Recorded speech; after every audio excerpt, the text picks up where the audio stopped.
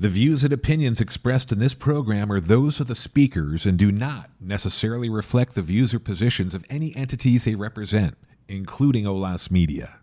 Olas Media is proud to present this special simulcast episode of Cannabis Enlightened with Dr. Leroy. Olas Media.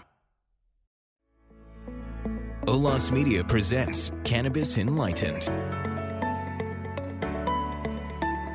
Now here's your host, Dr. Leroy Brady. All right, Doc, look. Hey, look, man, I'm happy to see you again, man. I'm looking forward to this conversation. Yeah, and trying to remember what we talked about 3 months ago. Is it three? No, it's almost 5 months ago. See there?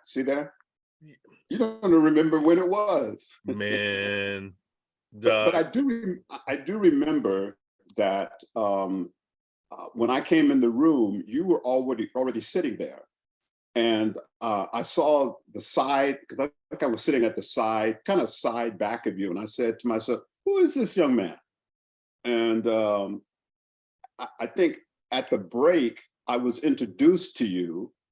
And I think JC, our producer, gave me some background, and I was certainly impressed with your background, your athletic background, and that you were getting ready to go to the Olympics before you suffered an injury, and that you had been working in law enforcement for a number of years. I don't know if you're still working in law enforcement or if you have moved on to the retirement boat. You know, Doc, look, first off, thank you, young man. I accept that, Doc. I love it. Now, can you tell my body that? Well, I the last time we met, you weren't starting the hairstyle that you have right now. Well, no, I've been rolling with this now for about 3.5 years. Really? 3.5 years? Yeah.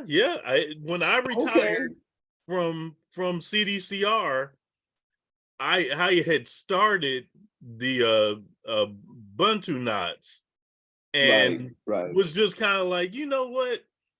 I don't have to wear a gas mask anymore. I don't have to worry about all this fitting and all this madness, man. I'm gonna do me. I left college, went to the Marine Corps, and my dad was a Marine, so he always had us relatively clean cut. Mine too. And conforming to that sort of military standard. Mm-hmm. Right. So I left college, went to the Marine Corps, left the Marine Corps, went to corrections, another paramilitary structure. Organization, yeah. Which actually I got some issues, man, and at some point we're gonna talk about that too. But then at the end, after 35 years, I'm sitting there thinking, I like my hair, and what? Let's see what we can do. So it's been stretching out, Doc. And you put me in mind of when I started mine about 15, 20 years ago, I think, and you can see that this is. I wear it in a different style now, but I had it coming all the way down like it was the Jesus look in the very beginning. But you put me in mind of when mine started, the little bitty coils, and I swear, Steffi, I thought they would never grow. And the lady that did my hair, I went to her one time and I said, "Is there anything you can do to help me to get them longer?" And she said, "That's not going to be a good look on you." I said, "What do you mean?" I said, "Because if I make them look longer, I'm gonna have to add extensions, and I don't think you want to go that road. Because I think you want your own hair to grow long." So I said, "Yeah, I do." Yeah. But I will tell you this, Stephanie, you know, I used to, and people that are listening to this, they will get into this, wash my hair at the bathtub, you know, kneel down at the bathtub and wash your hair. So one day I bent down to wash my hair, and lo and behold, out of the side of my eye, I could see my hair. So I said, okay, I have arrived. Okay. Hey, well, let me ask, Doc. Yeah. Why? What was it about your hair that you were like, you know what? Let it grow. You know, we may have to start working together more and more, because I was just thinking the reason why I wanted to go into the dreadlocks in the first place was because my background was kind of similar to yours, although not military or paramilitary. I've always been in education, very conservative, you know, at the time I started off. Yeah. And I couldn't do that. As a matter of fact, one of the things I did, I had my hair real close cut, and I wore earring. Okay. I got an earring done on one of my birthdays. Yeah. Then the next year I did the other ear. So I had 2 earrings, and I'm teaching college in the classroom. And then I decided I would grow these dreadlocks. And Steph B, for a young man that's trying to be serious and make a point in life professionally, 2 earrings and these long dreadlocks was too much for people. So something had to go. I wasn't cutting the hair. So the earrings had to go. Took the earrings out. But what I always wanted you remember Ashford and Simpson? Oh, yes. Oh, yes. Okay, so Ashford was the man, right? Yes. Okay, I loved his hair. Okay. Remember he had long hair, that long hair? Yeah. Okay, his was straight, but I loved that look. And I said to myself, if I ever get the opportunity, and I had the opportunity towards, I guess as I got into teaching and got to be permanent, you know, I wasn't on probation anymore. Right. I started to let my hair grow. So it's just, I always wanted longer hair, always. Well, let me ask you this, Doc. What is it about our appearance, our ability to change that seems to cause other people discomfort? Can or let me rephrase that. Okay. Do you find that your appearance today causes other people discomfort? I don't, not today as much as I think it used to. Yeah. And I'm going to have to get cultural with you. Come on. Okay. That's what we do, right? When we show up, there is a certain amount of threatening that happens.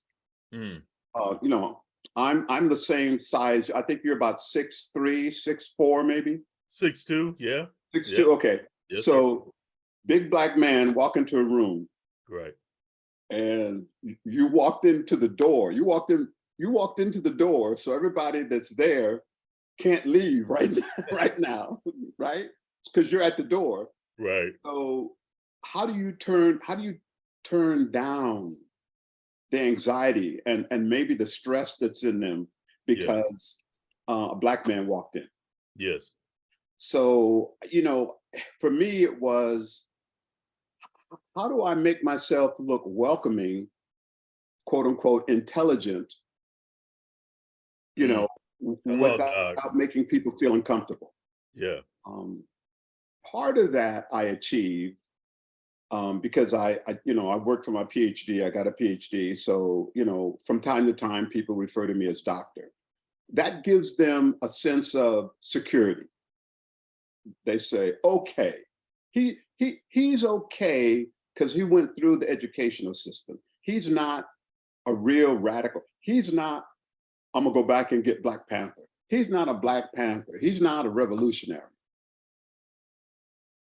Which okay, because I do agree that Yeah. if we move through systems and we achieve some title, that there is this sense of assimilation, or that people feel we've accomplished to some degree, Mhm. and that does set them at ease. But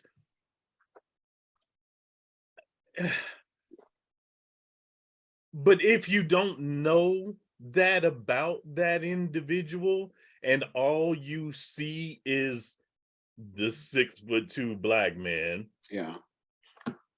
Yeah. why does that, how or better yet, Yeah. No, how do we get people to stop judging the book ooh. before before even cracking Wow. the Yeah. cover of it, or even flipping it over to read the You know, read the back yeah, of it? you use the very important J word, judge, Yes. because when Black people, I think, walk in a room, Mhm. there's a certain degree of judgment that happens. Boom, right off the bat. Whether Yeah. you're a man, a woman, a child, it just happens. You Yeah. know, something different just came in. So what is this person going to say? What are they going to do? And the D word, they're different. They're different. Yes. And I think that you've been like me most of your life. When you walk into a room, most of the people are white. Yes. Okay. Yes. Probably except you were in corrections. So I'm thinking that in corrections, because I did some work in corrections myself, Yeah. years ago, and I've never seen so many Black people in my life than when I went in corrections to do some work. Yeah. So we're different because we're not the same as the room that we've entered, and people already wonder, why is he here? Mm-hmm. What is he going to say? What is he Yes. going to do? Yeah. And in my mind, I always say, when I speak, I have to say something that sounds very educated, very smart, Oh my goodness. very Doc. smart. Because, and a lot of brothers don't agree with me, I feel like I represent everybody. Look, that point specifically, I've been working on a project, and just internal, it's my passion, Mhm. wellness. I have some people that are interested in helping me. Mhm. Now, these are people of resource. Right. So I've been trying to figure out how to take what I naturally articulate very well, because I've steeped myself in this. But they asked me for something in writing. Mhm. And Doc, that ability to talk or present intelligently is so challenging, It is. because Yeah. I think, I believe, because of this issue, I try no, I do. I incorporate things that have traditionally never been considered for correctional officers as far as wellness, Mhm. and trying to find a way to keep this simple enough. Mhm.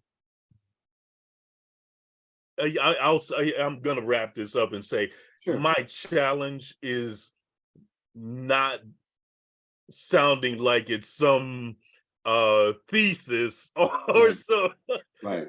but keeping it at the at the operational level. Keeping it grounded. Sure. Yes. Yeah.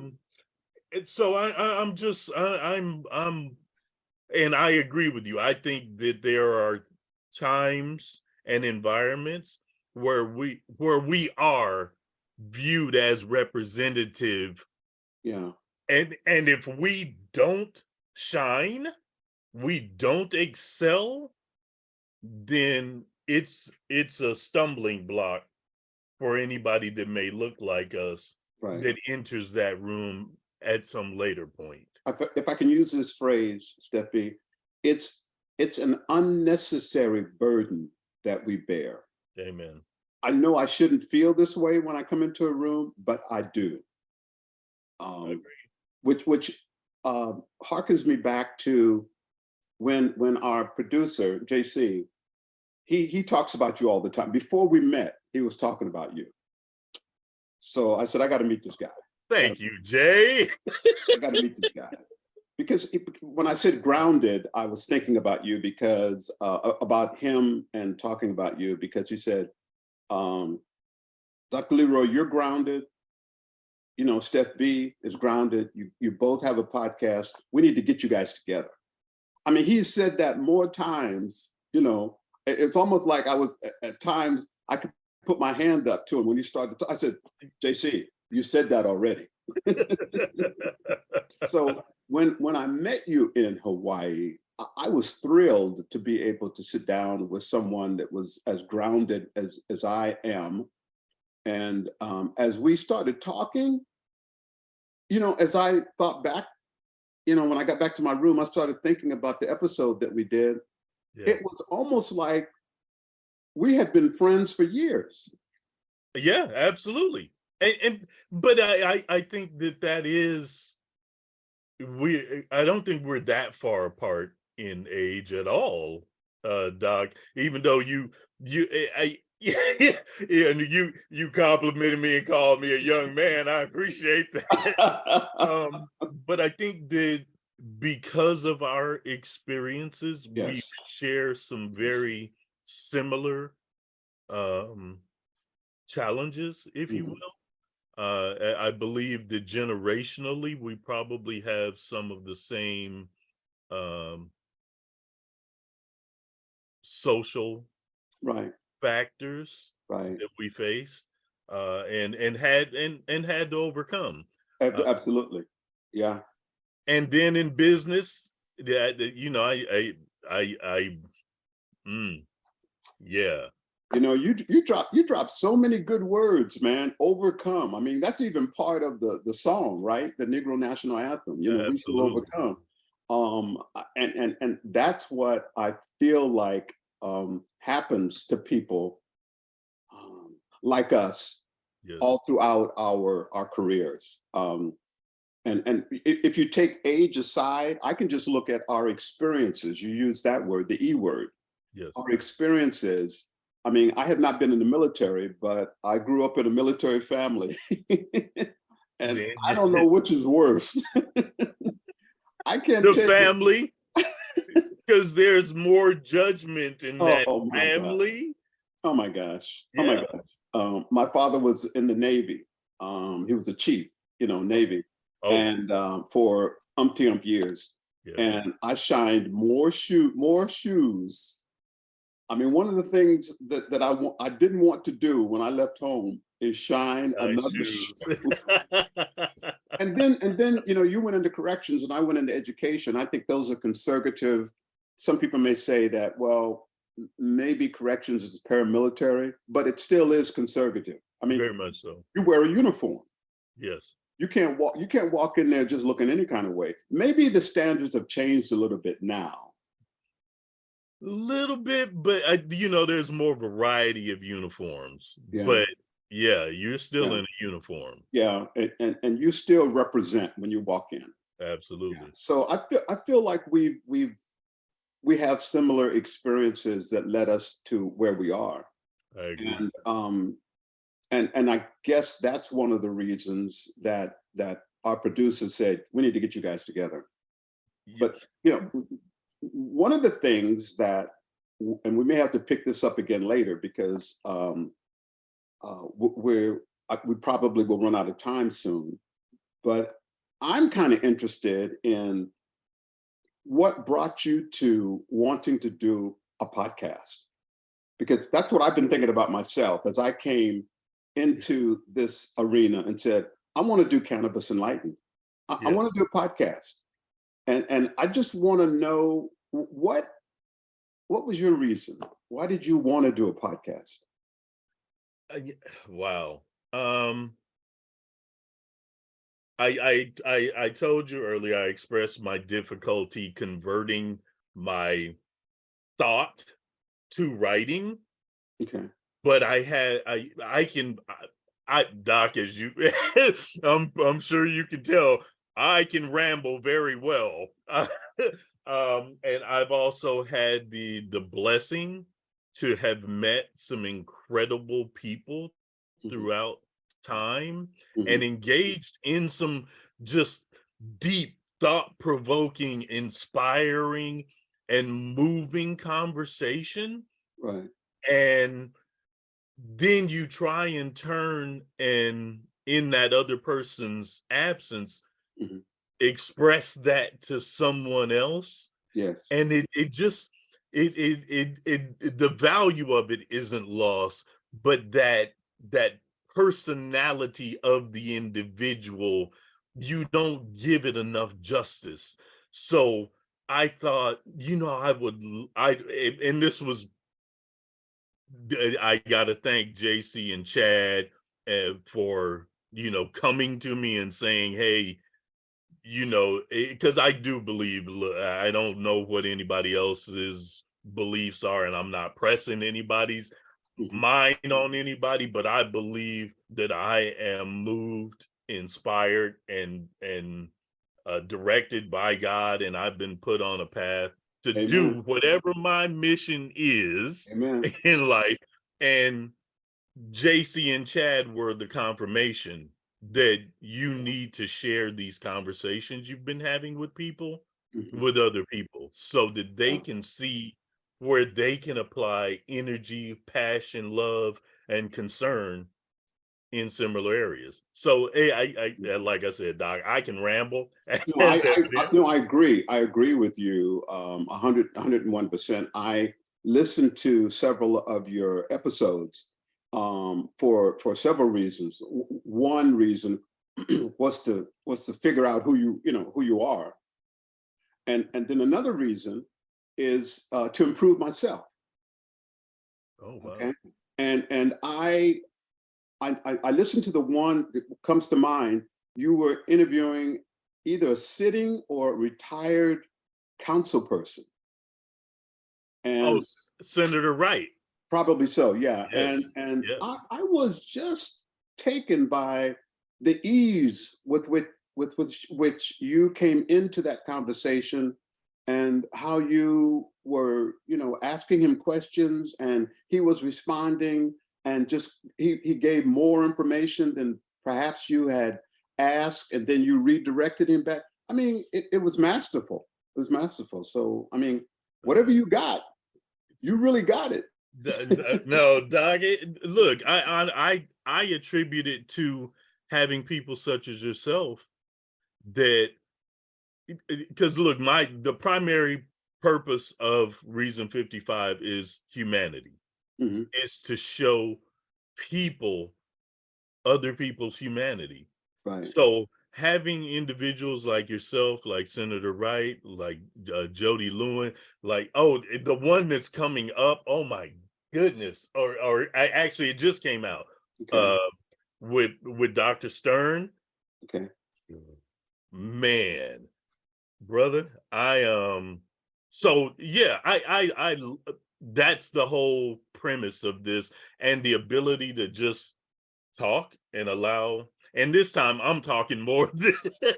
So, hey, look, I think my listeners would absolutely love to know more about you, because the one thing that I did see about you is that were a highly rated professor. Well, So that speaks volumes to me about your ability to connect with people, to share, disseminate information in a way that's relevant and oh, I'm blanking on the word. They absorb it. right. I get you. And you know, the interesting thing about that, Seppi, is that I didn't set out to do that. I just set out to educate people, the best way I could. And it hasn't been, it wasn't until I've retired and people contact me and they say, Dr. Brady, you know, I really appreciate, you know, the thing, because I taught business courses. Yeah. I really appreciate the business courses you taught because I used them. I went into business and I remember the things you said about marketing, about human resources, about how to start a business. And I applied those and they worked. And, you know, I live in this small world. I'm thinking, I'm just doing what I think is the best thing to do. I'm just doing what I think is right. Yeah. And that people use it, I'm flabbergasted. So that when I left the college teaching business, I got into cannabis in terms of teaching the business of cannabis for about 4 years at City College before I left. Yeah. And I found the thing that I found that was totally amazing. There was a couple of things. One was the class was always filled. I mean, more than 40, sometimes 55 people would be in the class. For the business. Just the business of cannabis. And what I found I had to do was I couldn't teach really the business of cannabis in terms of how to start a cannabis business, but I had to teach people what cannabis is. Really? They didn't know. They didn't know. And people still don't know. What is cannabis? What does it do? How do I take it? Will it kill me? Can I overdose? Yeah. Do I have to smoke it? Can I take it any other way? So you're talking about literally ABCs of cannabis. That and still right now, Really? a lot of the things I do on my podcast on Cannabis Enlightened is to educate people about cannabis because, you know, unfortunately, it's still a Schedule I drug, which essentially says, as far as DEA is, it doesn't have any medical benefit. And yeah, that's exactly right. Wait, come on, Doc. Well, I'm gonna do to you what I do to my listeners. Do the research yourself. Just do Schedule I. Just do DEA and look at the Schedule I, and you'll see cannabis there. They say cannabis and marijuana. They do that.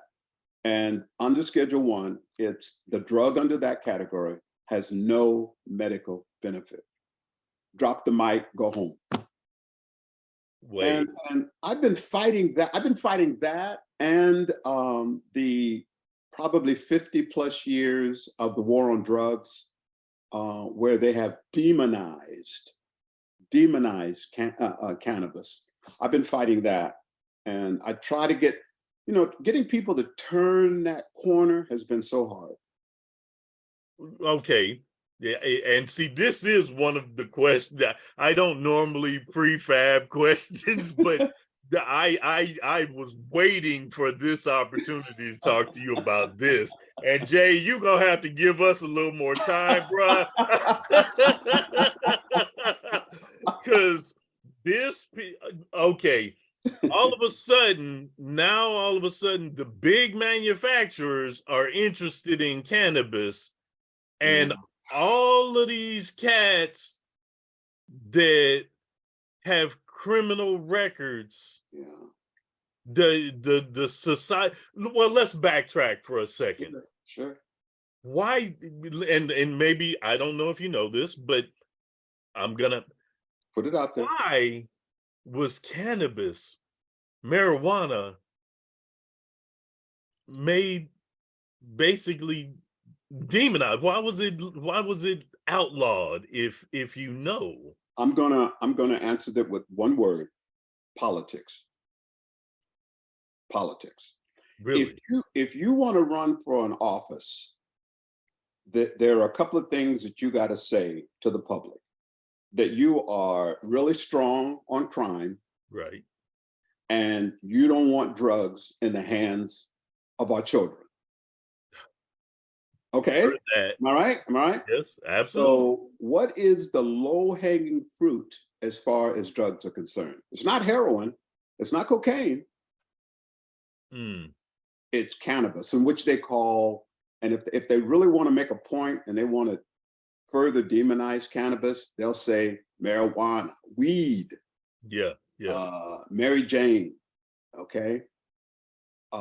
Which it has been called those names, and I have friends that are supporters of cannabis, but for years they've called it marijuana or weed, and they continue to do that. I always want to refer to it as cannabis, and it's politics. It's politics, and I think we're in the middle ground right now, where it is legal in some states Hmm. that voted to be legal, Yes, either medical or recreational or both. And, right. and as you know, in California, it's legal both. And you know, I will say this: more and more people are starting to realize that cannabis does have medical benefits. But there are still others that say, "Oh no, if I take some cannabis, the next thing you know, I'll be on heroin." Wow. So the whole gateway. Oh yeah, the gateway. And I say to that, I say, yeah, just like milk is a gateway to alcohol.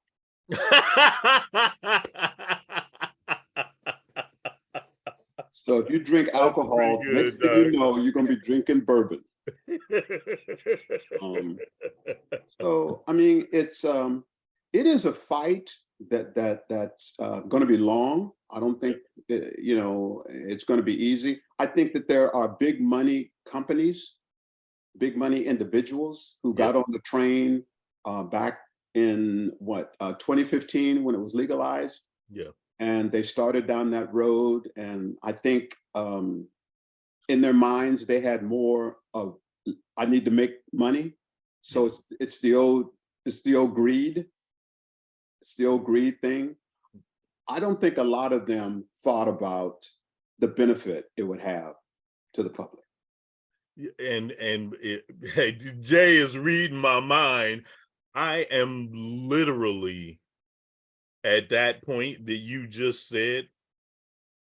How do you take the profit component, the greed of these corporations, and then insert or get society to understand there's a need for social equity now that you have rebalanced this evil perceptual Right. to some corporate good now all of a sudden. Yeah. And you enter, you bring forth a lot of good words. The social equity part of it is just now coming in the picture. Social equity meaning, where is the room for people of color and women, specifically people who have been harmed by the war on drugs? Where is the space for them to get into the business? Yes. To make some money. Yeah, I mean, business is all about, if you're going in business, you got to make a profit, or else what we're going to call What are you doing it for, right? Is a hobby. nonprofit. Yeah. So I think we're having to parcel that out little by little. And I like to think that my podcast is part of the solution to that, because I want people to understand cannabis first, and then decide that either they want to get in it. I think there are two terms that I use: plant touching and non-plant touching. Are you in the business where you sell cannabis, or are you on the outsides of it, that you support cannabis? Like, I mean, you can be in the cannabis business and work in human resources. You can be in cannabis and work in accounting. Right. You can be in cannabis and work in security. You're a security guard. You don't touch anything. You don't touch any cannabis, but you make sure that when people come into a retail shop, they're not, carrying any weapon. Right. Okay. So they're part people of have the to get infrastructure support. Yeah, the infrastructure, very good. People have to get paid, and I don't think it should come to, well, maybe it does come to a surprise to some of our listeners that because it's a Schedule I and it's federally illegal, you can't bank. You have a hard time banking your money. All right, Doc. Yep. See, now you're touching on the next subject I wanted to get to the economics professor on, man. This whole Silicon Valley bank concept or debacle that just happened, it raises this question for me of the individuals that do decide they want in on the business side of cannabis. Right. And the inability of banking or access to banking. And you have to, I may be dated. There may have been some changes that, so how does that work? How do you? There have been some changes. There are some banking, credit union institutions that will bank you, but they're very careful. They scrutinize. You got to cross all your T's and dot your I's for them to bank with you. If you remember that little thing what used to say, step on a crack and break your mother's back. Yep. You do one thing wrong, and the entity that's banking you will say, we're done. But there are some institutions, there are some financial institutions that will bank now. But I mean, you really have to do all that you can to be, a friend of mine uses the term transparent as possible, right. or else, they'll cut you loose. So, I mean, you can talk to a number of people that have been in the cannabis industry and they'll tell you that they've probably gone through, I'm gonna say 5 to 10 banks.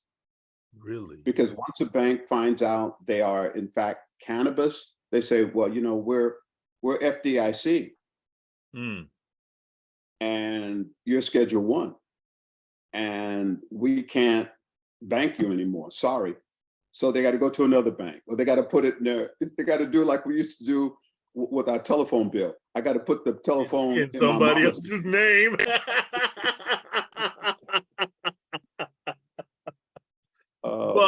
Well, actually, Doc, that's I have something I want to talk to you offline about on that topic. But it drives again back to this equity. Yeah. It's hard nowadays. It's hard for a social equity applicant who is a person of color, female. And when I say people of color, I include females, but I need to say females because I don't want any trouble. Hey, look, man, you talking about over half of the population, brother. Yes. You better be specific. Yes. People of color, females, getting into the business. Now, typically, we don't have the funds necessary to operate a cannabis business because it's multifaceted. Yeah. And everything costs. I mean, if you are successful in getting a license from a city you're in, or the county, a cannabis business can only go in certain places. It can't be near a park, can't be near a school. There are those restrictions. Yeah. So there are people that own those kind of properties. As soon as they find out that their property could be a location for a cannabis store. Mhm. If the rent was $5,000 a month, all of a sudden it goes to $10, $15, $20,000 a month. Man. Okay, but wait, hold on. Let me ask this. That property owner that leases that property Yeah. to a cannabis distributor, whatever, how do they bank that money? Well, they're not directly dealing with cannabis. Come on, Doc. I mean, okay, well, deal with this. Deal with this, Steffi. Cannabis industry has to pay state, maybe county, but definitely federal taxes. You gotta pay. Yeah. Wait. Wait, I can't put my money in your insured bank, Mhm. but I have to pay you taxes on the money that I'm doing a segment in my second season that deals with where's the money going? Where's the money going? What is the tax? Where's the money? Where does the money go? A lot of people don't know the exact thing that came to your mind, that the cannabis industry, if you own a retail store, you got to pay taxes. You got to pay federal taxes, and you got to get that money to them based upon, certain requirements. And it could be quite extensive. I mean, there's so much in the way of a social equity applicant trying to be successful in business that, the term choke a horse, it could choke a whole bunch of horses. I mean, you can be out of business in a minute.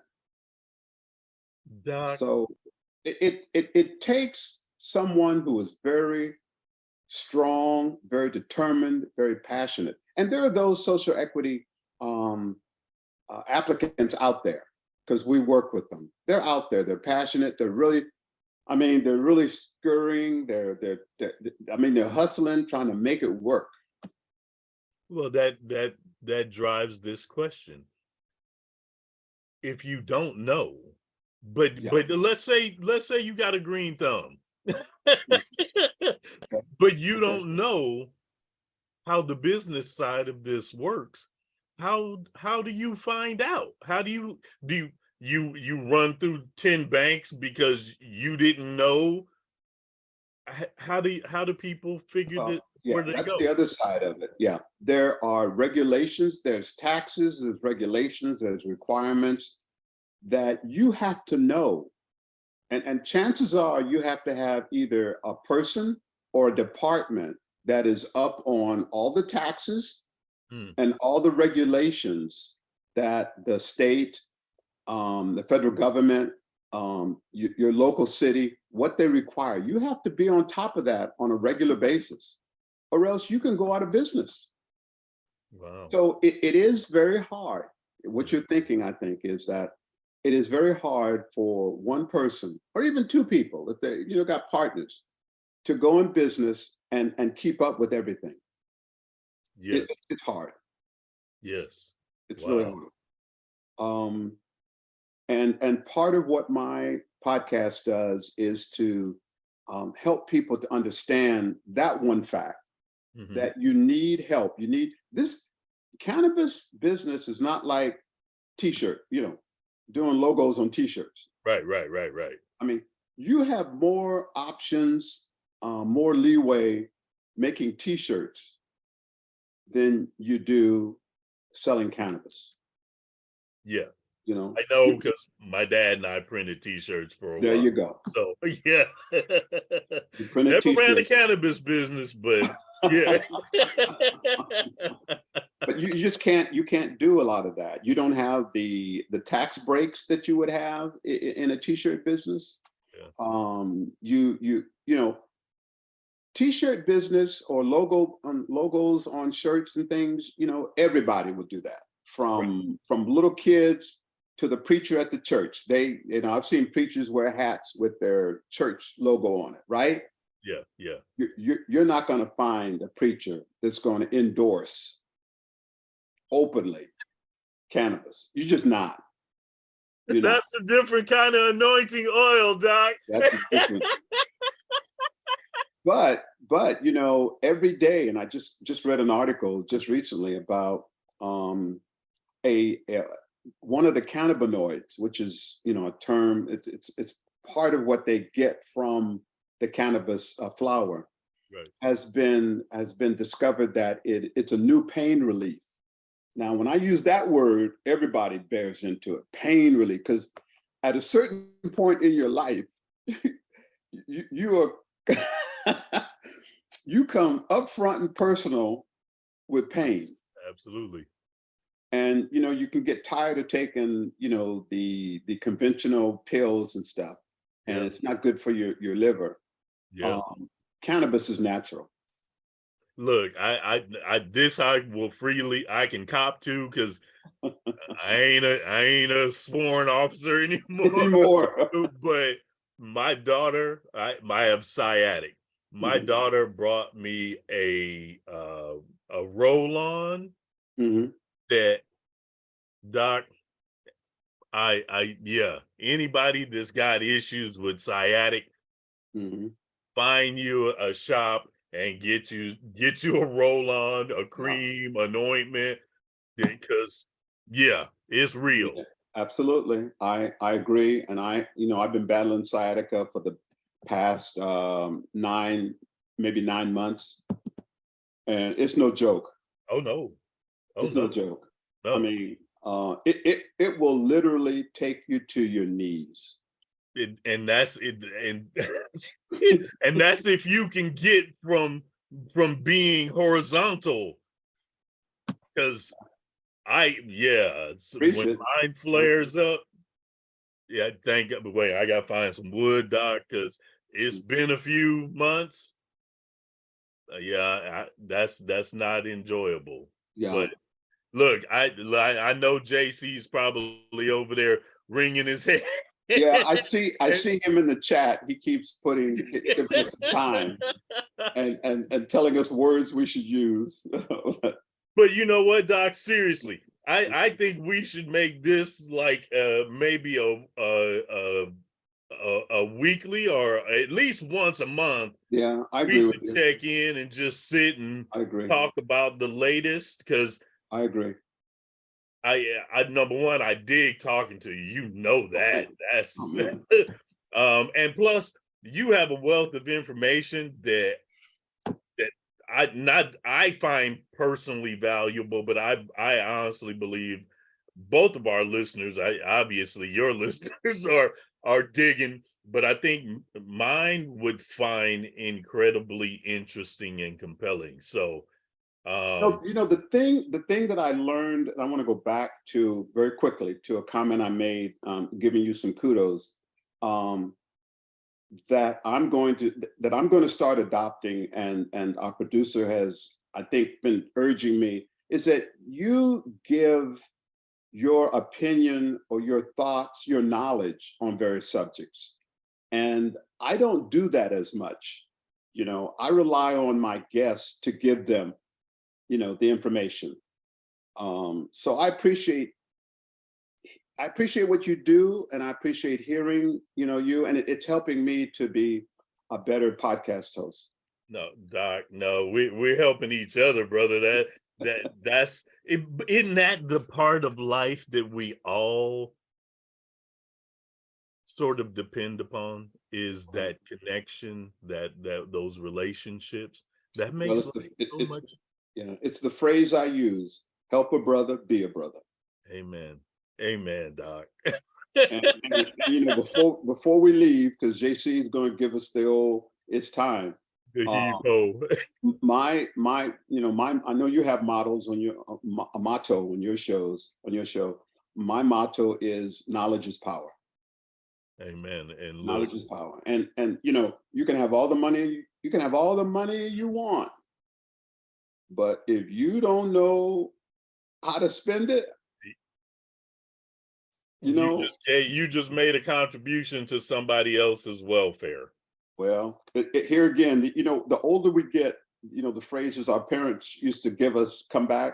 My mother and father used to say, "A fool and his money are soon right?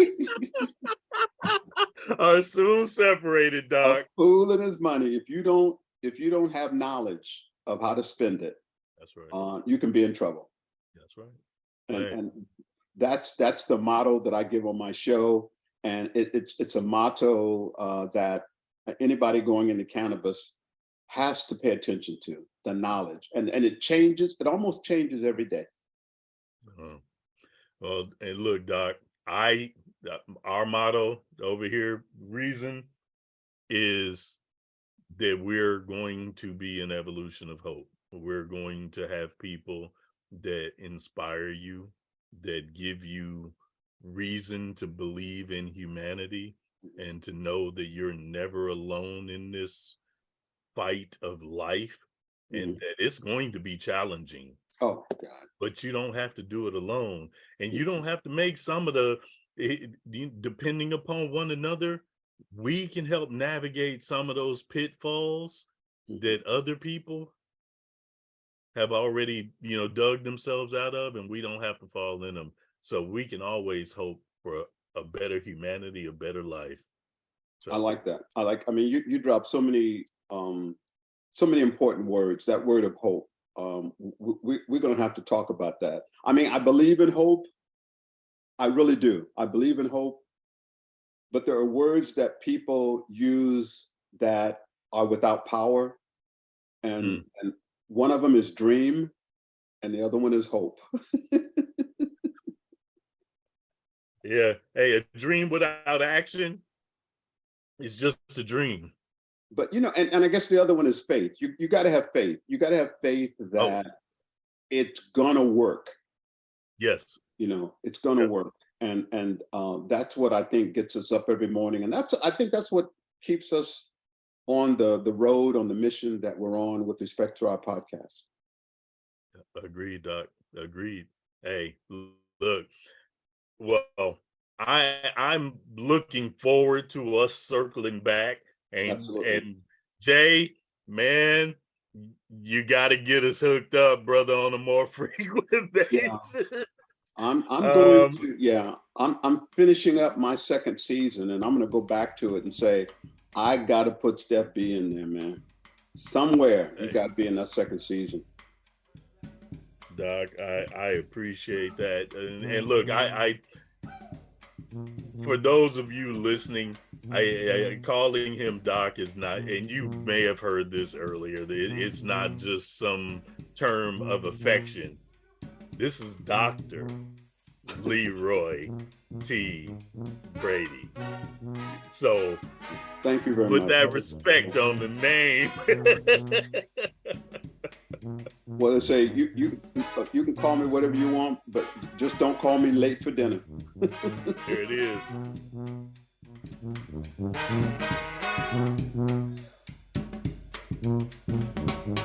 Cannabis Enlightened is produced in San Diego, California, and presented by March and Ash at marchandash.com. On behalf of Dr. Leroy, I'm Chris Cantori, and thank you for listening.